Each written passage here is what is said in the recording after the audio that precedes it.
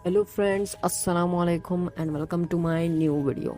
दोस्तों, आज की वीडियो में जो मैं आपको बताने जाने वाला हूँ वो बहुत ही ज़्यादा इंटरेस्टिंग होने वाला है, क्योंकि आज की वीडियो में आपको बताने जाने वाला हूँ 6 हॉन्टेड कहानियाँ, 6 स्ट्रेंज कब्रों के बारे में। तो दोस्तों, वीडियो शुरू करने से पहले मैं आपको बता दूँ, do not forget to subscribe and like my video and press the bell icon, ताकि हर इन्फॉर्मेटिव वीडियो सबसे पहले आपके पास आए। तो दोस्तों, शुरू करते हैं अपने वीडियो बिना किसी देरी के। दोस्तों, हमारा पहला जो आता है वो है the black angel of Oakland symmetry. दोस्तों, इसकी कहानी क्या है ये मैं आपको बताता हूँ। दोस्तों, ब्लैक फरिश्ता के बारे में कहा जाता है कि वो किसी भी शख्स को मारने की ताकत रखता है जो इसको बोसा देता है या कुछ मामलात में इसे छूता है। लेकिन इसकी अजीब तारीख इस फहरिस्त में दोहराती है। कहा जाता है कि पीतल का मुजस्मा रातों रात काला हो गया। अगरचा ये समझा जाता है कि बिजली की हड़ताल से इसकी मालिक की बेवफाई की अलामत है। कुछ भी हो, ब्लैक फरिश्ता मुजस्मा बहुत ही ज्यादा स्ट्रेंज है। दोस्तों, आप बात करते हैं एक और अजीब व गरीब ग्रेव के बारे में, जिसका नाम है the grave in the parking slot. दोस्तों, इसकी कहानी क्या है? दोस्तों, मैरी एलिस को 1828 में न्यू बर्नेक्स न्यू जर्सी में दराए रार्टन के नज़ारे में लकड़ी वाली पहाड़ी पर वाक़या एलिस फैमिली प्लॉट में दफन किया गया था। इसकी जिंदगी की कहानी एक उदास थी।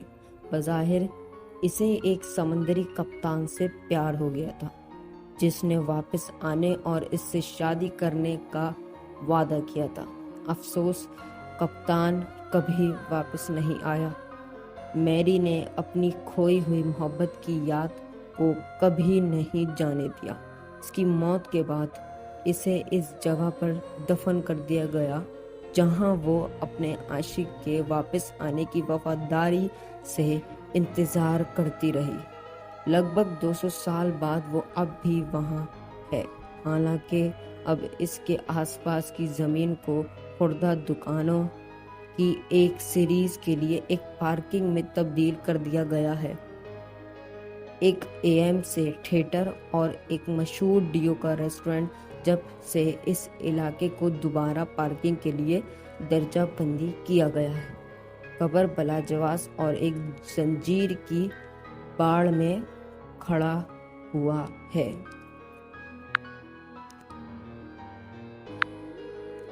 दोस्तों, अब आता है the grave in the middle road.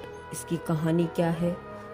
दोस्तों, इंडियाना में काउंटी रोड 400 ने नेंसी बार्नेट की कब्र के आसपास तवील अरसे से एक अजीबोगरीब चक्कर लगाया है, जिसके लवाहिकीन इसकी कब्र को परेशान नहीं करना चाहते थे। जब काउंटी ने इसकी तदफीन के आसपास इलाके में सड़क डालने का फैसला किया, कशीदा वक्फे के बाद काउंटी ने बलाखिर सड़क को अलग कर दिया। इसकी कब्र के दोनों किनारों पर एक लेन चल रही थी।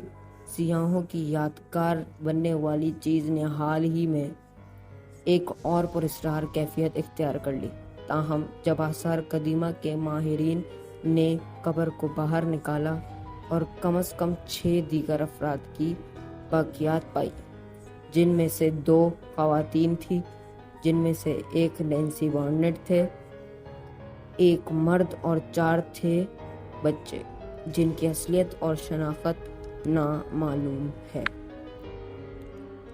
दोस्तों, इसके बाद जो आता है वो भी बहुत ज़्यादा खौफनाक है। दोस्तों, इस कहानी का नाम है विक्टिम ऑफ द बीस्ट। दोस्तों, इसकी कहानी क्या है? एक नज़र में यूटा के सॉल्ट लेक सिटी में लिली ई ग्रे की कब्र काफ़ी हद तक गैर संजीदा नज़र आती है। फिर भी इसके नाम और इसकी पैदाइश और मौत की तारीख के नीचे एक पुरस्कार और अशुभ नोश्ता है, जानवर का शिकार। अगरचा इस तरह के नोश्ता को ऐसा लगता है कि इसमें किसी कहानी का एक बहुत बड़ा सामान होना ज़रूरी है, लेकिन किसी को मालूम नहीं होता है कि वो क्या है। अगरचा कब्रिस्तान जिसमें पत्थर टिका हुआ है, इसमें दूसरी लंबी कहानियाँ بھری ہوئی ہیں۔ اس میں مقبر کی علامت بھی شامل ہے۔ ممکنہ طور پر سیریل کلر یا بچے کو بدتمیزی کرنے والی کی باقی جگہ، جس کو 3 بار قبر کے ارد گرد گھوم کر طلب کیا جا سکتا ہے۔ للی ای گرے یا عجیب و غریب کہانی کے بارے میں دوستو، اس کے بعد کی جو کہانی ہے وہ بھی بہت ہی زیادہ انٹرسٹنگ ہے۔ اس کہانی کا نام ہے دا جیوڈ سٹی ویمپائر۔ اس کی کہانی کیا ہے میں آپ کو بتاتا ہوں۔ دوستو، گریسولڈ کے پرانے جیوڈ سٹی قبرستان میں کنیکٹیکٹ میں آپ کو بڑے پیمانے پر غیر رسمی مقبرے کی لکیر مل سکتی ہے، جو 1840 اور 1850 کی دہائی سے ہے۔ اگرچہ دیکھنے کے لیے زیادہ نہیں، یہ مقبرے واقعی ایک عجیب و غریب کہانی سناتے ہیں۔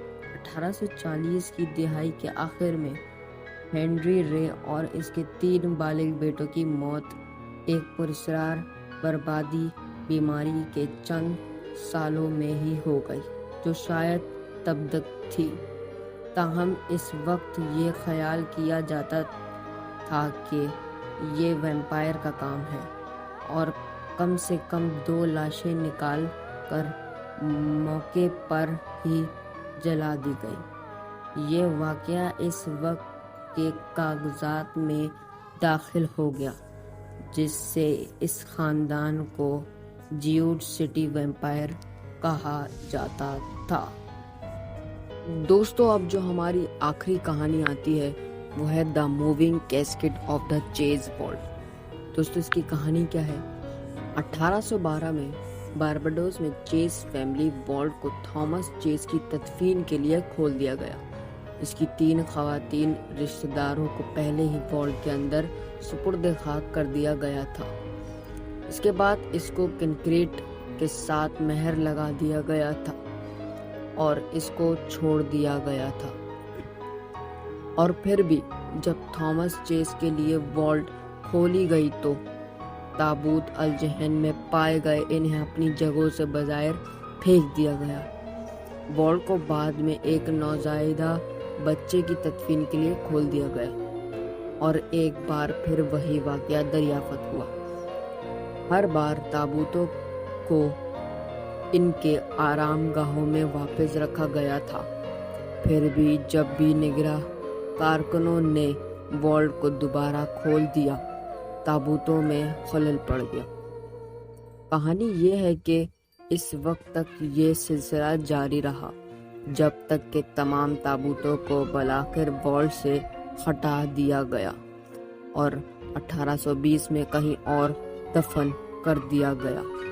والٹ تب سے ہی غیر سیل اور بغیر کسی رکھے ہوئے ہے۔